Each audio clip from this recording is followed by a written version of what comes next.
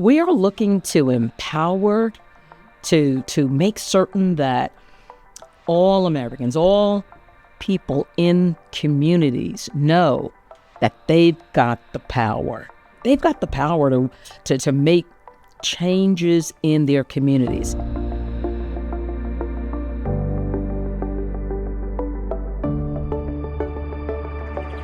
Welcome to Pod Talks. Pod Talks is a project of protecting our democracy, where we bring together the best minds in New Jersey and beyond to talk about some of the biggest challenges facing our democracy, our institutions, and our personal freedoms. I'm Sean Spiller, Chair of Protecting Our Democracy. And welcome to you both. Thank you both for joining me. I'm thrilled today to be here in the office of the Citizen Service. Thank you guys so much for the work you've been doing for over a decade now. And certainly, I think more than ever, important for us to talk about it. Yes. When we look at the climate that's out there and everything else. My goodness. Well, anyway, I'm joined by Michelle Curry. So thank you so much for joining us. Thank you for having Carole me. Dortch-Wright, thank you so much for joining us as well. And let me tell our listeners a little bit about you both, and then we'll get into the conversation and see where we can keep moving, get us to, and hopefully make sure we're protecting our democracy. All right. So with me today, Michelle Curry. Michelle is the lead manager and developer of Civic Trust at the Citizens Campaign and has developed extensive experience in programs starting back with Newark Civic Trust, where she was a volunteer member. Michelle has focused much of her work on empowerment in communities of color, especially in the areas of health and housing.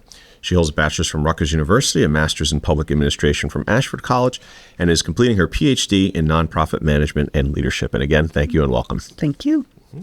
Carole Dortch-Wright. Carole has an impressive resume in world politics, government, public policy, and public relations, including, to name just a few here in New Jersey, as Deputy Director of Communications at Department of Children and Families, Director of External Relations at the Department of Human Services, and the Office of the Governor under Governor McGreevey, as Deputy Chief of Operations.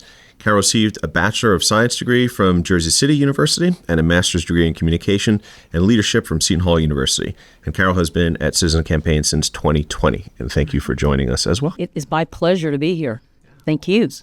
Well, it started this off a little bit, and I think to anyone out there, they've seen the climate that's out there. And Carole, maybe I'll start with you. But we're seeing maybe more acrimony than ever. Right. And you guys have been working in a lot of ways, right? Yeah. To say, hey, let's not talk about blame. Let's not figure, who's right, who's wrong in terms of that. But let's find a way forward together. Can you tell our listeners a little bit about the Citizen Service and the campaigns and what you're involved in, and maybe how you think it can get us through this period that we're in now? Sean, thank you for that introduction. And yes, the Citizen Service, we've been around for 25 plus years. We like to think that we have the answer to what is happening today, the division that is occurring, the craziness that's happening in our country today. Let me just start with our founder and chair, Howie Pozinski, and his wife, Caroline. They started the Citizens Campaign years ago. The Citizen Service is a component of that organization. We launched another aspect of it, the Citizen Service, just last month. And that component is making certain that we are providing our tools, our solutions to community organizations, to corporations, to houses of worship. And these are tools that's going to help to bring those organizations, people in our communities, together. Michelle and I are working together, and we're working out there in the community in what we call civic trust. And those civic trusts are allowing the community, the individuals in our communities, to bring to the table those issues that they are concerned about. And together, we're looking for solutions. Well, you've noted, relatively new, right, that piece here. What's your sense been so far? What's the feedback? And I guess, with a little bit of an angle, I asked the question in terms of, at least the sense I get, people feel so personally attacked right now, and people feel so threatened. there's a lot out there. Are you seeing a space where people are receptive to the idea of this, I guess, is the best way to ask? I think people want this. People are looking for that opportunity to come together in neighborhoods, even in offices. People are looking for the answers. They're looking for the solutions. And we know, because of the many years we've been involved in defining and I'd like to say refining the tools that we are making available. We're making them available to schools, to corporations. We receive a positive response. Just last week, Michelle and I were at a teachers' professional development session. Teachers in Trenton, New Jersey, Patterson, Newark will be teaching this material, the online course that's been developed. And the response that we're getting is very positive, yes. Well, that's good to hear. And Michelle, maybe I'll ask you this, because I think oftentimes, especially when we frame things protecting our democracy, people think, well, it's about an election and it's a vote, right? And that's basically all it is. And maybe my responsibility to that then is to make sure I get out and vote, or make sure I elect somebody, and then here you go, right? And yes. something I read, in one of your brochures, says our top-down model of electing our representatives with the expectation that they alone can solve all our problems isn't working, right? And I think that that rings true to so many right now. Absolutely. So in what ways are we saying, in what ways can people be more involved in the outcomes they want to see? And certainly how that relates to protecting our democracy as a whole. But what does that look like from your perspective? So here, our civic trustees, as well as the citizen service, allows us to work opposite the top-down model and work from the bottom up. So we look at local solutions that impact our communities on a daily basis. The goal is to create solutions that positively impact the life outcomes of those that live, work, and play in the communities that we're serving. So our civic trust right now exists in Newark, Patterson, Philly, which is on hiatus, but Philly, Plainfield, Perth Amboy, and Trenton, New Jersey. And each one of them, though we are in the cluster of the state of New Jersey, our localities affect our daily lives in a different manner. So when we look at a top-down or trickle-down model, it really doesn't trickle down to the impact that we need on a daily basis for how our communities move, because we all move differently. Yes, we all have similar issues. All of us may have issues with climate change, with educational system issues, with different types of things that do negatively impact us. But when we look at how our communities move, if we do not participate, we're not represented. And though we may elect someone to take a position to work the platform that they put out to us during the campaign, it is our responsibility to make sure that we are represented correctly and that the person that we elect to represent us does that in a positive manner, in a professional manner, and in an ethical manner. So it truly is the us and the we the people, making sure that those that we elect to represent us locally, on a state level, and at federal level, literally represent our daily issues. And some of the issues that negatively impact our communities, we can resolve on our own. Understanding what our role is, how to make that social change, and how to move along in the circles of utilizing the tools and the resources that we have. And that's where we come in. We provide those tools and those resources to corporations, to colleges and universities, to high schools, and to those in the community so that they too can participate in making their life, their environment better than how they found it. So, Sean, what Michelle is also talking about, and she mentioned those trusts are on their way to becoming, and two of them have already become civic cities. Michelle talked about those tools, and if those civic cities are knowledgeable in the areas of civic cities. her specialty. My specialty. You teed that one up right there. We all noticed this one, right? I did. Yes, but Carole will knock me off my soapbox because I will get on the soapbox. By training, I'm a social worker. So this is literally where I live. Empowerment, building bridges, hanging safety nets, getting people to places that they thrive better in. That's usually where I live. So Civic Trust, and I will start this by saying I was introduced to the Civic Trust while I was beginning my dissertation journey, thinking I could get statistics and data on the civic engagement gap, those type of things. Well, yeah, that didn't kind of work out, but it worked better because I actually got to participate in changing how communities are moving much, much better than data and statistics. And that was approximately 7 years ago. Here I still am. Civic cities have several components. So the city of Newark had a civic trust.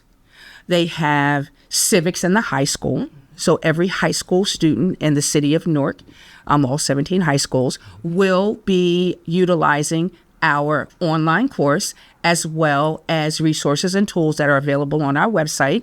And myself, and at times when I drag Carole, we will be doing live sessions with the students so that it's more of a community service learning project environment.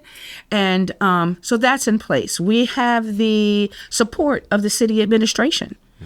And we also have it in the Institute of Higher Learning. Rutgers University Newark is a National Citizen Leadership Training base, one of 46 across the country. And that means that they have it on their continuing education site, as well as is embedded in a course that is taught by Dr. Diane Hill, who is an assistant chancellor in the School of Public Affairs and Administration. With those four things, Newark became the first civic city in the nation in 2018, which is a big deal, because what it says is that all around, everyone is supportive of people who live in that community to learn their power, to share their power, and to continue to work together to move Newark forward. Let me ask you a quick question. If you're from a city, a town that obviously is not yet a civic city or town, if you were to say an example, right? You talked about bottom up versus top down. Yes. What's an example of something, right, in the community where you say, hey, because of this, because we've all grown and been on this journey together, we've been able to solve this issue, you noted before, solve it ourselves instead of wait for someone. What does that look like? What's an example of something that you would say, here's a great example, because of this, we were able to accomplish. We have many, but let me say this. Newark Civic Trust used to meet in West Side High, and we provide a full dinner because you can't change the world on an empty stomach. And so the way West Side High is set up, the principal leaves the school open through most of the evening to make sure the kids are not on the streets. And he allows nonprofit organizations to meet. Most of them provide food because it's between 5 and 7 p.m. So the students kind of browse rooms to determine who has the best food. I could see that coming. Yes. Right, yeah. Sure. And that evening we won, but there was a condition. The condition was you can stay here, you can eat as much food as you want, but you have to participate in the conversation. So a young student by the name of Bradley came. He brought a friend or two of his. The next month, there were 5 or 6 of them. And they kind of dominated the conversation. They had gone on the website. They had done the due diligence. They looked at the course. They began to take the course. And they pulled up the book and they discussed the correlation between our methods and Dr. Martin Luther King's focus on nonviolence, of course, to reach the goal of the signing of the Civil Rights Act. And after them doing their due diligence, passing the course, getting the certificate, and attending a few meetings, they decided that all their classmates should have access to this. They went to a school board meeting and they convinced the Newark School Board and the superintendent that not only was this beneficial, it is vital to them becoming productive and effective citizens in this country. And they agreed. So that is how Civic got back into the high school in the city of Newark. Right. And, we did some discussion about the correlation to, kids not being empowered in civics in the school to prison pipeline. So they really went in with a lot of background and context of the impact that this could have. And to me, that is the best kind of win-win, because they took the responsibility to make the change in their educational journey. And, we've had win-wins very similarly. I mean, Carole and the Plainfield Civic Trust just got in Plainfield, the school district. It's in the Trenton School District. So we've been able to take citizen power and implement it in a positive way without blame. See, to me, that's one of the key things, is without blame. If I approach you with a solution, but I'm going to blame you why it's broke, we're never going to get to the solution. To me, blame is married to deflection. The moment I blame you, deflection happens. But if there's no blame, solutions are married to accountability. Once there's a solution, people are now accountable for that. And that changes the course of how we look at things. So for me, my civic trustees, including myself and Carole, that's kind of the spot where we stay. We always remove blame from the table. And we've been successful because of that. So for me, the win-win is a natural high. Yeah, well, sure. I mean, and it also could lead to a party. Yes. Is it full circle to back to good food at the right? Full circle back to full, because breaking bread together really holds so much of an intimacy with people. Sitting at a table and discussing personal things, community things, and that exchange creates trust, and it nurtures the relationships that we need to keep going in order to make our communities better. Especially now, you asked that question before, people need to come together and really share hope. That's what we need in a time like this. Yes. Is that what you mean? Because I saw where you have healing American communities, right? And so you get that sense without blame, but bringing people together. Is that what you mean? Is that what you mean by that when you talk about, or healing American communities? Absolutely. People coming together, looking for the solutions to the issues in their community, community.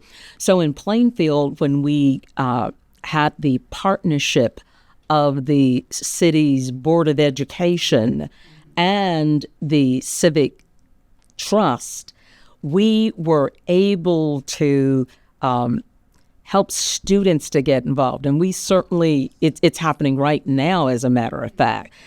We are preparing for a student showcase there in Plainfield, where students will have an opportunity to share with the community, with their parents, the projects that they're working on as a result of being a part of the citizen service. There's also the opportunity, and this is what I love, we are preparing, Sean, we're preparing students to serve in your position. We want students to learn how to be a part of those, what we call power tables in their communities, so that when they do become of age, they will have an opportunity to make those decisions, help make those decisions in those communities. In Newark, you probably have heard about 16-year-olds are voting. Yeah, for the Board of Ed. For the Board of Education. Yeah. And so as we look across the state and in those what we call civic trusts, those civic cities, we're seeing that they want to implement the same thing in their towns as well. And we're happy that they are doing that And we are right here with our tools to help to train them and to make certain that they are doing a great job. Have you seen, certainly, and heard about, 16-year-olds voting in Newark, and it's interesting because there's, I think, a number of bills now where they're even looking at broadening that, and there's some debate, do you need that if towns can already do it and cities can already do it? But through that process, has it been an opportunity to push back against the feeling of my vote doesn't count or my vote doesn't matter? Like, does allowing, someone younger to participate counter that, or are other pieces needed? Because do they still say, well, I voted, but look what happened here. It didn't matter and makes no difference. And maybe I get disenfranchised instead of more engaged. Exactly. And I think part of that education, part of that advocacy is to give them the confidence or the civic self-identity, the civic value, so that they understand the value of their voice and the fact that everyone in the community, everyone, period, brings something to the table, and to strengthen that. One, so that they don't fall to misinformation. Two, that they don't fall into the trap of manipulation, right? Because they are 16-year-olds. So one of the things that we here at the Citizen Service have looked at to combat that is called the Wilhelmina Holder Fellowship Program. Wilhelmina Holder was a Newark Civic trustee and will be forever. May she rest in peace. And her life's mission was to make sure that every child in Newark received an equal opportunity educationally, which then gave them the solid foundation for them to move into careers and adulthood and to be participatory as a citizen in their community. And so the Wilhelmina Holder Fellowship Program will offer fellowships to juniors in high schools and in high school, and they will be junior trustees. So they too will be able to bring issues to the table and create evidence-based solutions in their community that have worked, of course, elsewhere to address what they feel are barriers and challenges. So the concept of practice versus theory, it allows them to take the resources and the tools of the citizen service, the reality of participating in the civic trust with those that live in the community with them, and make the changes that not just impact your neighbors or people that you have not met, but allows you to change things that impact your life. And for me, understanding that what we do today will impact people in my lifetime that I will never, ever meet is such a motivator for us to do this right. And getting junior trustees is literally putting them in a position to offset the fact that they may not understand that you have power beyond the ballot. And without education, advocacy, tools, and resources, they won't know that. So it is our job as this generation to make sure that those that come after us have those tools and resources in place. And I can say that the Citizen Service, the Civic Trust, and our national citizen training bases across the country are doing that to move this forward. It truly is a movement, and providing these tools and resources is my happy place. That's a good place to be. Absolutely. I guess, Carole, maybe I ask you this, because what I love hearing is the kind of 1-2 there, which that was a lot of how people can, live into their power without being in elected office, without, doing some of these other pieces and making a difference in your community. And you noted, which I think was excellent, that we should set people up to say, hey, not only do you need to be somebody lobbying those at the power tables, but you can be someone at the power tables, right? I think that's a huge, piece of it there. I always share that, no one is perfect on every issue except yourself. So you should, you should go for the position. But yes.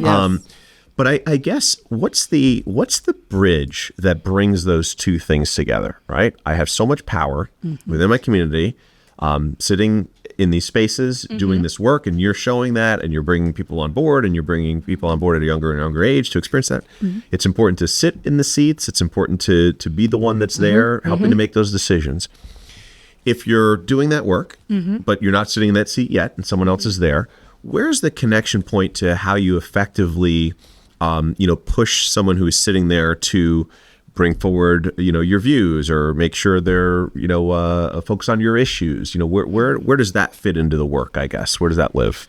I think one of the things that when we talk about the tools that we provide, we help prepare those individuals that's not sitting in the seats as of yet. And Sharon, one of the materials that we provided to you was this new booklet that the Citizen Service provides. And I believe it's the cover that says, we are preparing all Americans to take part in this citizen service. So I think that's how we bridge that gap. That's how we say to those individuals that are not in the seats yet, and listen, it's not just the students, it's not just those junior trustees, but we want to make this available to all Americans. We are now embarking upon those individuals that are in houses of worship, Sean. Preparing this, we are obtaining the advice of some of the leaders in those houses of worship. How should we best bring this message to your people? So we are looking to empower, to make certain that all Americans, all people in communities know that they've got the power. They've got the power to make changes in their communities. They don't have to wait for those elected officials to do that work. They can do that work. Yeah, one of the main tools, and Carole's going to laugh at me when I say this, is our 10-step. So we have a 10-step no-blame problem-solving process that our trustees use in order to go from an issue to a solution. It seems really, really simplistic, and it is really common sense. However, to string all the points together is something else. So, of course, if we have an issue, it needs to be a doable issue because we don't want to set ourselves up to fail. So it needs to be bite-sized. I always tell my students, wait, bite-size. Because if we can focus and we can literally pick one piece and solve that, we don't know how many other pieces we're going to solve. We then need to learn the boundaries, the law around that issue. So if we're looking at bringing civics back into the high schools, are there any laws around that? Why doesn't it not exist? Why did it fall out of the curriculum? Let's find out what the laws and the boundaries are first. Then let's find an evidence-based model, because if it's broke here, odds are it's broke somewhere else. And we don't have to reinvent the wheel. So I think once we go through these steps, making sure that we're cost neutral or cost effective, putting it into a ready to adopt legislation if it has to do with changing a law. So there's so much support and advocacy and knowledge available based on the volunteer synergy that is available to us. And then to be able to make a respectful presentation to whoever that authoritative body is, whether it's the mayor, whether it's the city council, whether it's the Board of Education, or the planning commission or planning board, to make sure that we have the buy-in, and that we positively impact the entire community. We're nonpartisan. So we want to make sure that everyone is positively impacted, not just a small group. We want to make sure that community is going to benefit as a whole. And going through our 10-step, for me, as Carole was saying, that's the glue. That's the methodology that we're always able to refocus on to help us keep moving to the solution at the end. And the most important thing, of course, is then once we implement it, to evaluate it and make sure it did exactly what we wanted it to do, what the intent is. And that feeling of that win-win, it's a win for the city, it's a win for the community, it is a win all the way around. At that point, our civic trustees are already another 3 solutions in before we, once we know that one is going, it creates that excitement, that motivation that we too can provide, good answers. We can make our communities better. I can change my life, and changing my life changes somebody else's life. And it is that feeling that gives us the validation. So that becomes the glue on what we do. Mm-hmm. Yeah. So Sharon, also, Michelle's talking about the 10 steps. That is included in the online course. And that online course is available to all by going to our website, which is thecitizenscampaign.org. I got that right. Yes, I did. Yes, I did. And it's not just taking the course, but there's a certificate also that is a wonderful item to place on a resume, and with a logo from Rutgers. Right. If you log on to Rutgers University, their continuing education site, you will be able to take it through Rutgers University Newark, and your certificate will have Rutgers University's logo on it. And most importantly, what we do know is that employers say that there are some key pieces that those of us in the workforce and entering the workforce are missing. Of course, solid communication skills is always going to be one, I'm sure. But problem solving / conflict resolution skills are huge, that the workforce does not know how to resolve conflict. And this 10-step methodology, that just wipes that off the list. The next thing is critical thinking. Well, the 10-step is critical thinking. It goes through, specifying. It goes through analyzing. It goes through implementation. It goes through evaluation. It goes through all of those pieces of critical thinking. So this 10-step, for me personally, is all of that. But as an educator, it really is all of that. So I'll get off my soapbox now. Stay up there. That's why we're here. We're going to talk about this. I mean, you mentioned something in your answer, though, talking about evaluating something, right? You say you got to evaluate it. See, is this successful? And overall, how are you evaluating broader success? Like, how do you say, you note employers want this, they want these other pieces. How do you evaluate if this is helping to move towards that? How do you evaluate if the students remain engaged right after that campaign or those, how are you evaluating the work, I guess? So there are 2 pieces. In the course itself, there is a pre and a post survey, which immediately shows the difference in attitudes, thoughts, opinions, and capacity for making change. So that's one.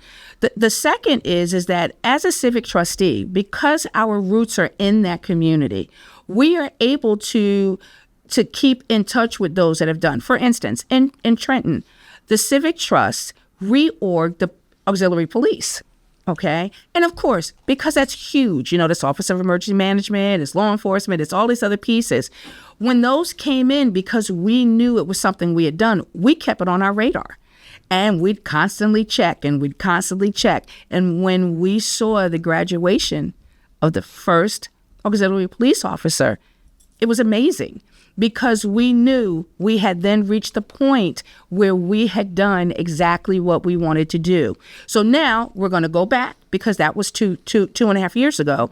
Let's take a look at how Trenton is utilizing their auxiliary police, and can we as a civic trust step back in and do a little bit of guiding or tweaking if needed be, so that we understand it as a community what their charges are and what their responsibilities are as the auxiliary police. So we're able to stay in that mix because we continue to be in the mix. Even though our trustees, it's a 1-year commitment, I can personally say that everyone on the Newark Civic Trust is at least 2 years old. The same thing with Carole's Trenton Trust and her Plainfield Trust. So we welcome, people to come on to the trust. Anyone who would like to come on to the trust, please, you can go to our website, thecitizenscampaign.org. You're able to sign up there. You can take the course and choose Civic Trustee as how you want to implement what you just learned in your community. And I'm pretty sure that once you start, Well, it sounds like you're sticking. yeah, that's where you stick. We've been talking New Jersey, right? So we are in the process of setting up bases in universities, HBCUs nationwide. Our next civic city beyond New Jersey is Atlanta, Georgia. So we're looking forward to all that you've heard us talk about, how we are pulling together these civic cities, engaging other components of these communities. It's going to be happening there in Atlanta, Georgia as well. I'll let my cousin know. She was on the phone with her last night, so I'll share with her that it's coming. Yes. You know. Yes. Yeah. Specifically, shifting it a hair to one of the things that we focus on protecting our democracy is the linkage between a healthy democracy, but also economic opportunity. Yeah. Right. There's a connection there, and you participate in all these pieces, help make a community better, to help make sure your voice is heard. But at the core, in many instances, is making sure there is an opportunity at call it that American dream, or call it economic opportunity, call it what you will. How do you connect the work that you do to that same premise? Like, at what point do you have the tentacles that go into this is an economic benefit to you, to our community, to others? How does that tie in? Closing the gap, right? Yes, closing the gap. So a couple ways. One, of course, in the city of Newark, Newark is a civic city. Newark is also a smart city. So it has a technology base, or building the technology foundation to be a smart city. And there are multiple smart cities across the country. But the economic value of investing or opening businesses in a city where the community understands their value in moving their community forward also means that they understand the value of development. They understand the impact of it. They understand all of these other economic pieces, because one of the things that we look at is always a budget.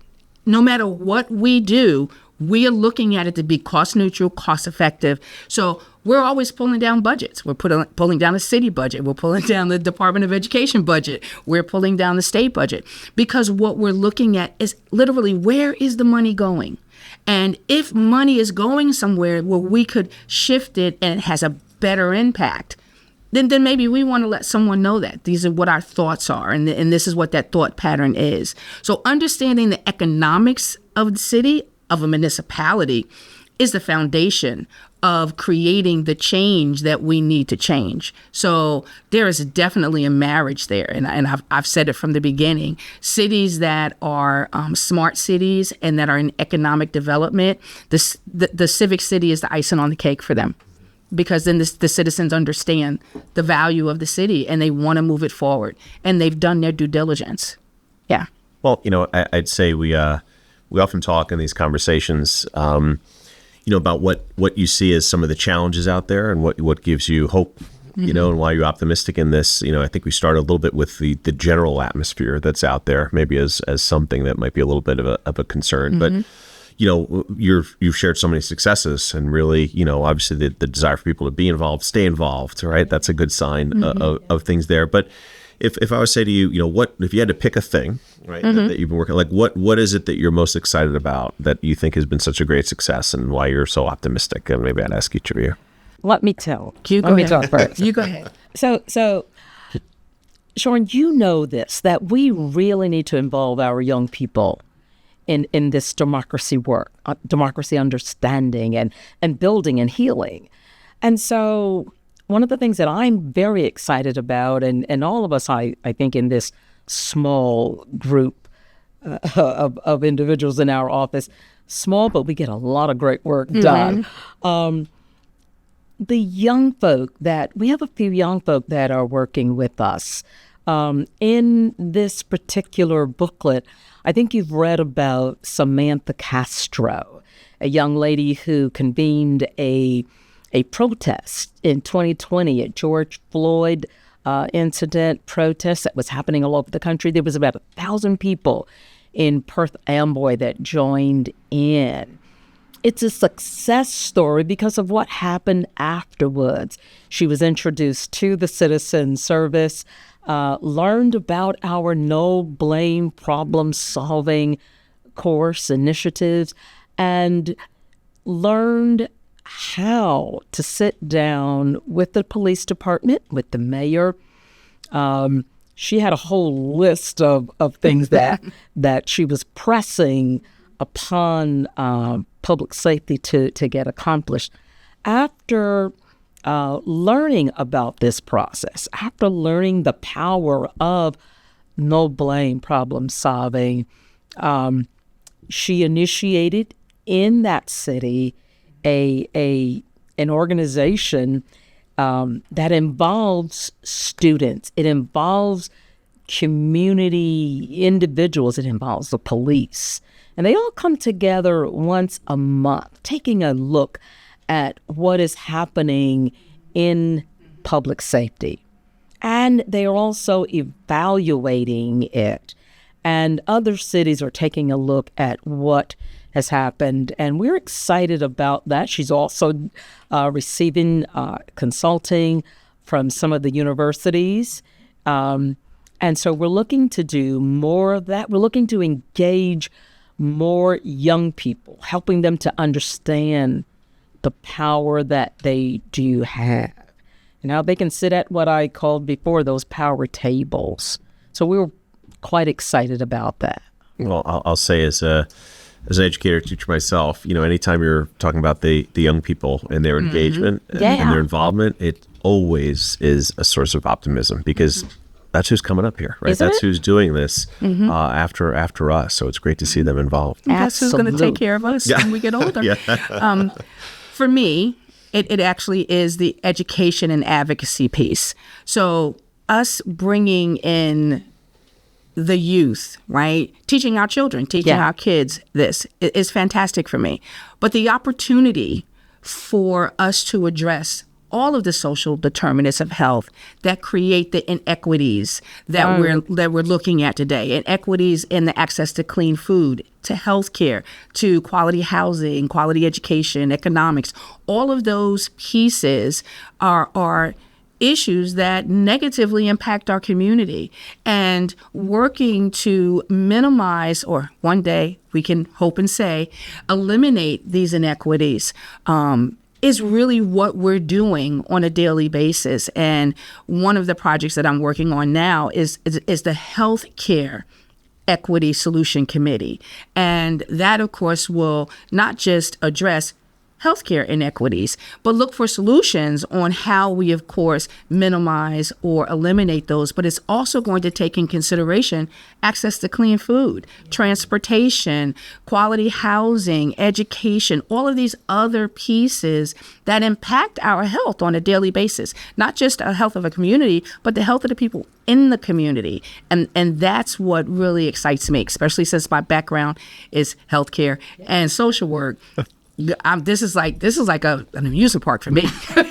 Well, I'll just share. I'll tell you what excites me is how you tied all of that together because, we all inherently understand that everything is connected, right? You are not solving one piece without addressing others. And anytime you're working to improve one area, you are helping a lot of others. So, that is such a key piece. Well, listen, ladies, thank you so much for the conversation today. I just want to say it's exciting for me, because me optimism, to hear your passion, to hear the work you're doing, because it's important work more than ever, and to hear the progress that's being made, right? Because that, at the end of the day, we need to be moving that needle and hopefully moving it in that right positive direction. So we've got so much more to tell you. So why not a second podcast later, another time?